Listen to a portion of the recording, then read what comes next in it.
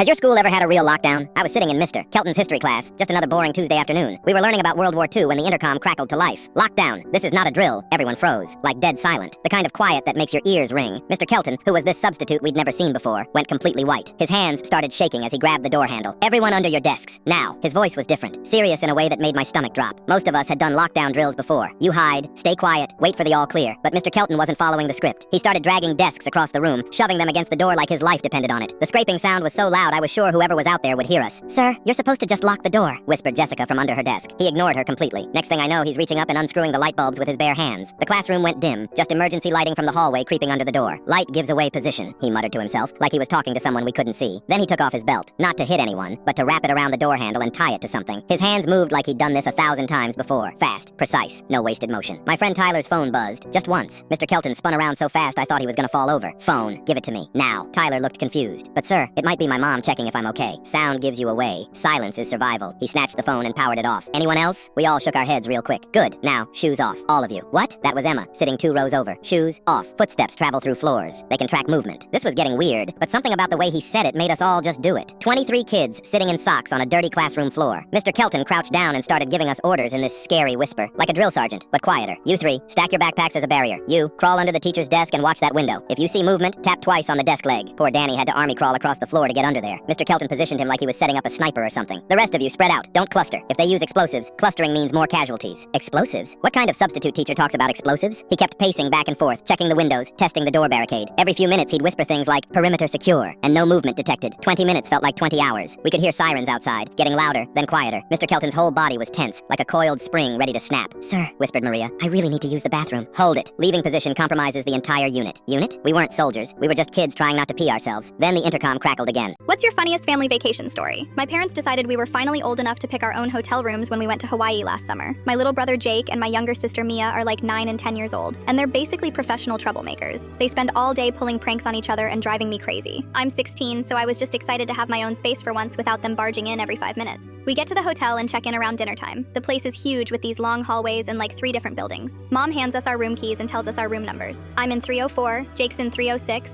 and Mia's in 308. We're all on the same floor, which makes Mom happy because she can keep an eye on us. First night, everything seems normal. We all go to our rooms after eating at the hotel restaurant. I'm watching Netflix and texting my friends back home when I hear giggling in the hallway around like 10 p.m. I figure it's just other hotel guests, but whatever. Next morning, Dad's banging on my door asking if I've seen Jake. I'm like, "What do you mean?" He says Jake never answered when they knocked on his door and he's not picking up his phone. Mom's starting to panic because Jake always answers his phone when they call. We all meet in the hallway, and Dad uses his master key card to get into room 306. The bed hasn't been slept in. All his clothes are still in his suitcase. It's like he just vanished. Mom's freaking out talking about calling the police. Dad's running around the hotel asking staff if they've seen a 10-year-old boy with messy brown hair. The hotel manager gets involved and they're about to call security to search the whole building. I'm standing in the hallway trying to think where Jake could be when I hear this weird sound coming from Mia's room. It sounds like cartoons playing really loud. I knock on her door and she opens it with chocolate all over her face. Behind her I can see Jake sitting on the bed surrounded by empty candy wrappers and room service plates. They both look at me like nothing's wrong. I'm like, "What the hell are you guys doing?" Turns out these 2 idiots swapped their door nameplates the first night as a prank. So Jake's been sleeping in Mia's room and she's been in his room. They thought it would be funny to confuse everyone, but they forgot to tell us about their little joke. Mom comes running when she hears my voice and sees both kids just chilling like it's normal. She's crying from relief but also looking like she wants to strangle them both. That's when there's a knock at the door. This hotel worker comes in pushing a room service cart with lobster, chocolate cake, and bottles of sparkling water. The guy's like, "This is for room 308 under the name Jake Thompson." My parents are staring at this fancy feast that probably cost like $200. Jake just shrugs and goes, "I found the room service menu and thought the lobster looked good. I used the phone by the bed to order it." Dad's face turns completely red. He's doing that thing where he counts to 10 before he speaks so he doesn't yell. Girls that gave the nice guy a chance, how did it go? My best friend Brad had been waiting for me since 8th grade. He'd always say things like, "I'll still be here when you figure it out," whenever I'd complain about some guy breaking my heart. Everyone said we were perfect together. I just never saw him that way, until I turned 30 and everything changed. I'd just gotten out of a horrible relationship with this guy who cheated on me twice.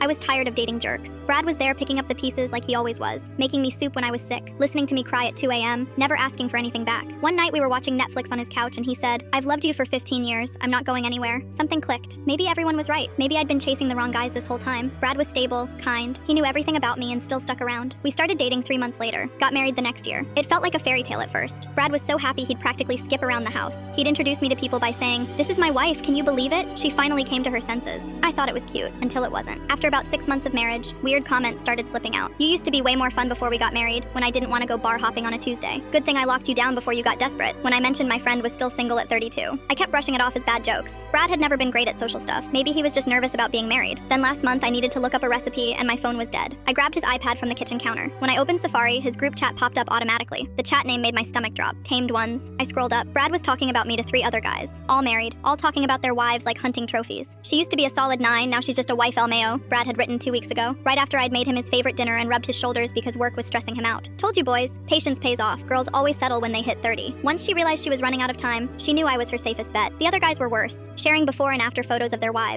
talking about how their wives came crawling back, or finally got realistic about their options. One guy had written, "My wife thinks I saved her. Really, she saved me from having to try anymore." They were all laughing about it, making jokes about how their wives had no idea. Brad had sent a photo of me sleeping and captioned it, "Mission accomplished." I screenshot everything. What toxic family rule did you finally break and lose everything for? In my family, crying was weakness. We didn't do comfort. We didn't talk about feelings. If you were sad, you went to your room. If you were hurt, you walked it off. If you ever dared to cry in public, my dad would say, "Fix your face. You're not embarrassing me." I don't think I ever saw my mom cry, not even at her own mother's funeral. She just stood there, arms crossed, jaw tight, like sadness was a choice you could reject if you had enough pride. My older brother Brandon took the message to heart. Tough as nails, always quiet, always composed. Me? I was the emotional one, sensitive. I'd cry at movies, got overwhelmed during arguments. I used to hide in the laundry room just to breathe. By age 10, I learned how to cry in complete silence. But the moment I really broke the tradition was when Brandon died. Car crash, drunk driver. I was 20 in college, about to head into finals week when I got the call. The kind of call that splits your life into before and after. I remember collapsing in my dorm hallway. My roommate thought I'd fainted. At the funeral, I sat beside my parents as the pastor read Brandon's eulogy. Everyone was straight-faced, stoic, emotionally constipated. And there I was, shaking, gasping for air, sobbing so loudly the woman in front of us turned around. My dad didn't put his arm around me. My mom didn't even hand me a tissue. I cried for both of them, for all of us. After the service, my dad took me aside. His voice was sharp and quiet. "You made a scene." I remember staring at him, mascara running, heartbroken, thinking, is this what grief looks like in this family? Silence and shame. That night, I made a decision. I booked therapy, first in the family. My mom found the invoice in the mail and called me in tears. Not because she was proud, but because she thought I was airing family business to strangers. "You don't need a therapist," she said. "You need to be stronger." But I kept going. I cried in front of friends. I journaled. I started writing about grief online. One blog post went viral. Strangers emailed me saying my words helped them cry for the first time in years. Meanwhile, my family was crumbling. My dad threw himself into work. My mom joined a prayer group but never once said Brandon's name again. The real cost came the day I was invited to speak at a mental health panel on campus. My story had been featured in the local paper, and they wanted me to share how I was challenging generational silence. I invited my parents. My mom declined. My dad didn't even respond. But my aunt showed up. After the panel, she hugged me and said, "I wish we had someone like you when we were growing up." That hug felt like rebellion. 3 months later, my little cousin Ava, 15, called me crying from a school bathroom. Panic attacks, nightmares, constant pressure to be the perfect daughter. She didn't want her parents to find out she was seeing the school counselor. "I don't want to be a disappointment," she whispered. "You're not," I told her. "You're breaking the cycle." Now I volunteer at a grief center. I tell teenagers it's okay to cry, okay to ask for help, okay to feel deeply and speak loudly. My family still doesn't understand. At holidays, they sit stiffly while I talk about emotions like they're swear words. But Ava hugs me before every meal now. My mom still hasn't read my writing. My dad still hasn't said Brandon's name, but I do. I say it often. I say it loudly. Because love without grief isn't love at all.